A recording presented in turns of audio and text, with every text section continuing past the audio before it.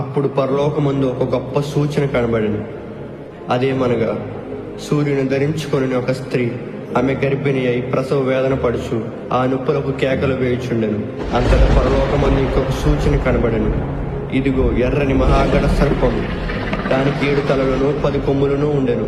దాని తలల మీద 7 కిరీటములు ఉండెను.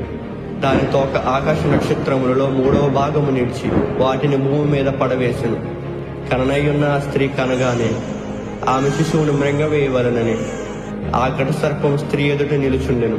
సమస్త జనములను ఇనుప దండముతో ఏలనయున్న ఒక మగ శిశువును ఆమె కనగా, ఆమె శిశువు దేవుని యొద్దకును ఆయన సింహాసనం యొద్దకును కొనిపోబడెను. అంతటా పరలోకమందు యుద్ధం జరిగెను.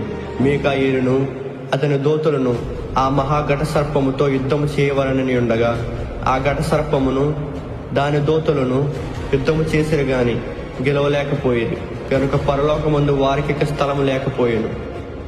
అపవాదనియు సాతాననియు పేరుగల ఆది సర్పమైన ఆ మహాఘట సర్పము పడద్రోయబడెను.